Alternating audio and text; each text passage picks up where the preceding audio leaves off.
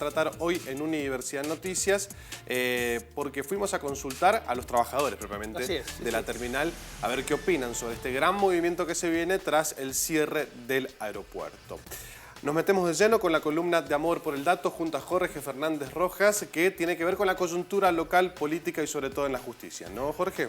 Así es, sí, este informe de cada miércoles se lo vamos a dedicar, no es la primera vez, pero sí se lo vamos a dedicar exclusivamente al Ministerio Público Fiscal, es decir, a los fiscales. Y por eso titulamos este segmento de Amor por el Dato de este miércoles como el mes de los fiscales, y le pedimos ya a nuestro director la placa para poder ir viendo lo que tenemos para ofrecerle en esta secuencia de los tres actores en esta situación. ¿Cuáles son? Concretamente, el dato es 26. ¿Sabe qué significa el 26? Son 26 los días que han transcurrido del mes de agosto para llegar a una definición en dos casos que tienen que ver con el Ministerio Público Fiscal y que apuntan a dos fiscales, concretamente ya lo podemos decir en concreto. Uno, un cuestionado por el gobernador Alfredo Cornejo, que es Daniel Carnielo. Y el otro promovido por el mismo gobernador, que es el ahora sí ya electo y confirmado procurador de la Corte, Alejandro Guche. De ellos dos vamos a hablar y también del mismo gobernador, por eso los protagonistas, los personajes son ellos tres. El factor, por supuesto, el área que tiene que ver con la justicia y especialmente con la tarea de los fiscales, que son los investigadores, especialmente en el fuero penal, que investigan, que analizan y buscan pruebas para probar los crímenes, que es uno de los flagelos sociales de los cuales padece Mendoza y es una de las principales preocupaciones de este gobierno. ¿Qué pasó el día 5 de agosto, un día viernes a la noche?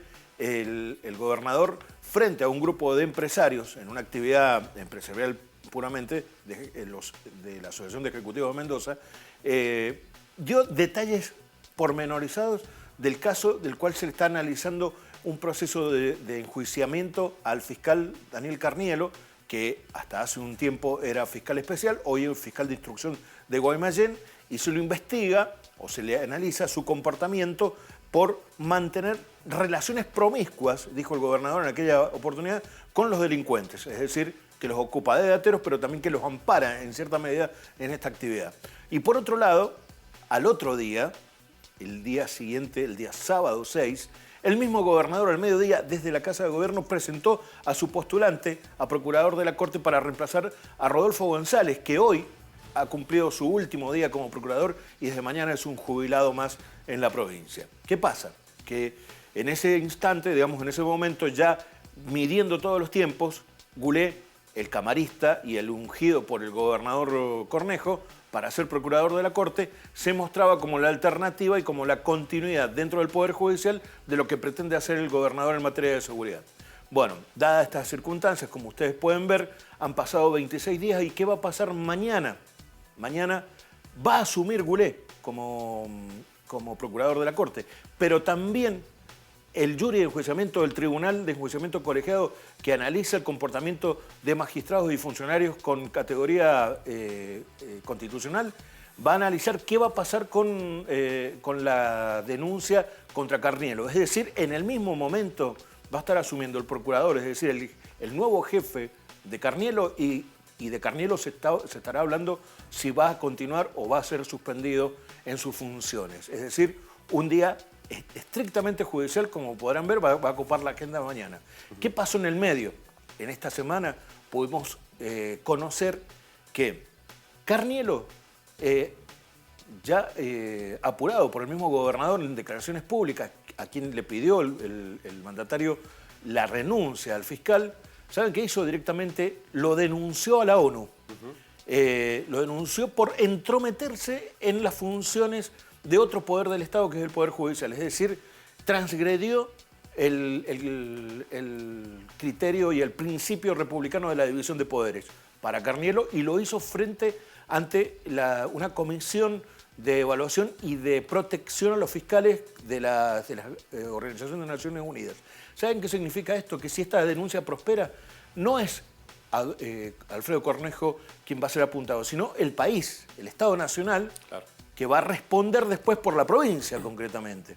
Es decir, esto tiene tela para cortar, evidentemente va a ocurrir así. ¿Saben quién presentó la denuncia contra Alfredo Cornejo? ¿Ustedes conocen al abogado Alejandro Acosta? Bueno, quienes no lo conozcan, se los voy a contar rápidamente. Cuando Alfredo Cornejo fue ministro de Seguridad de Julio Cobos, Alejandro Acosta trabajaba para Cornejo, por decirlo de esta manera, siendo subsecretario de Justicia. Hoy, Alejandro Acosta, que era un hombre de confianza y que lo defendió personalmente en algunas denuncias a Alfredo Cornejo, hoy está fuera del gobierno. Y curiosamente, es el patrocinante de Carnielo, hoy enemigo público de Alfredo Cornejo. ¿Se entiende? Claro, totalmente. Bueno, por otro lado, esta semana, y pasó ayer esto, concretamente, Goulet pasó el sedazo del Senado con un número holgado, digamos, de bolillas blancas que lo han catapultado directamente a la Procuración de la Corte. Y con esto cerramos este comentario y este segmento. Bueno, dadas las circunstancias y en el mismo día en que Goulet fue ya avalado por el Senado para que sea procurador, llegó a la legislatura el proyecto de ley para la modificación del Ministerio Público Fiscal, donde se nota la principal reforma, que los defensores oficiales van a dejar de estar en la órbita de la Procuración para que haya una figura de defensor oficial general, en ese sentido. Y le van a dar más autarquía y más dinero, presupuesto propio a la Procuración. En estas circunstancias lo que se nota es que todo el armado político e institucional que había imaginado Cornejo el 1 de mayo de este año, en su discurso de apertura de la Asamblea Legislativa, evidentemente ya lo tiene a esta altura. Para el 1 de septiembre, a partir de este momento, su plan de gobierno en materia de seguridad debería estar en marcha ya, y como ustedes verán, Goulet va a ser una figura excluyente en este armado, tanto o más que el mismo ministro de Seguridad, que, dicho sea de paso, recuerden cuál es su nombre, Gianni Benier, porque es uno de los personajes menos mencionados en esta historia. Exactamente, sí. Con un cuadro normativo nuevo en materia de seguridad. Son 9 leyes en materia de seguridad o para combatir la inseguridad en la provincia de Mendoza que se han sancionado. Bueno, se espera la del Ministerio Público Fiscal, allí sería la 9ª, ¿no? Con esto va a trabajar Goulet en la Procuración. Así es. Sí. Esa es la idea, Así que veremos, se acabaron, digamos, las discusiones en este caso, creemos nosotros, del término político concretamente, para pasar directamente ya a la toma de decisiones y algunas acciones que tienen que ver, y se verá algún resultado respecto de esta situación que tiene que ver con la seguridad o la inseguridad que padece Mendoza. Jorge, concretamente sobre esta nueva ley, la del Ministerio Público Fiscal, había lecturas diferenciadas en los medios de comunicación, ¿verdad? Porque algunos decían que limitaban el poder del procurador, pero otros que le daban más poder, más autonomía. Sí, curiosamente Los Andes titula así esta mañana que Goulet va a encontrarse siendo procurador con menos poder. ¿Por qué? Porque ve esta parte, Los Andes concretamente, que al sacar los abogados defensores de la órbita de la Procuración, va a tener menos margen de maniobra y menor poder de decisión sobre un área importante de la defensa oficial, concretamente en este caso.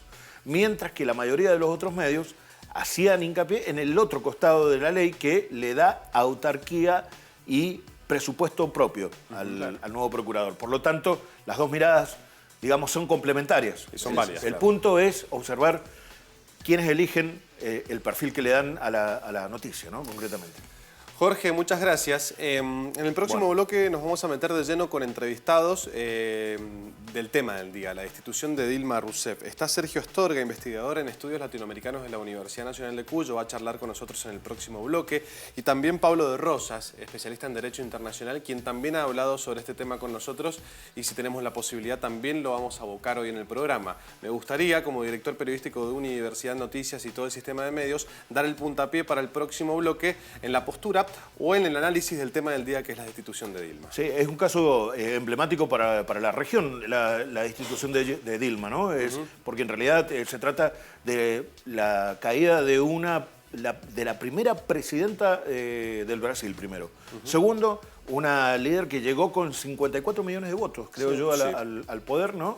Y en las redes ustedes verán que se están promoviendo algunas posturas respecto de esto. Digamos, 54 millones la votaron y 61 la destituyeron. Exacto. Haciendo referencia al número de votos a favor de la destitución que hubo en el Senado brasileño.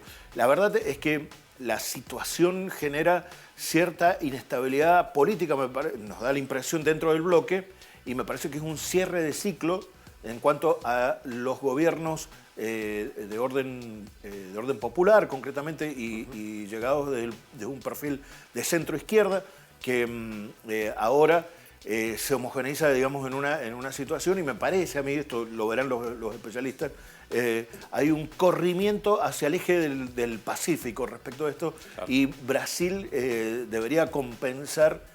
Veremos si el nuevo presidente es de temer. Exacto. Jorge, gracias. Nos reencontramos la semana que viene. Nos vemos. Cuídense. Continuamos en Universidad Noticias, hacemos pausa y lo prometido es deuda. Hablamos con especialistas sobre el tema del día, la destitución de Dilma Rousseff tras el corte. Ya venimos.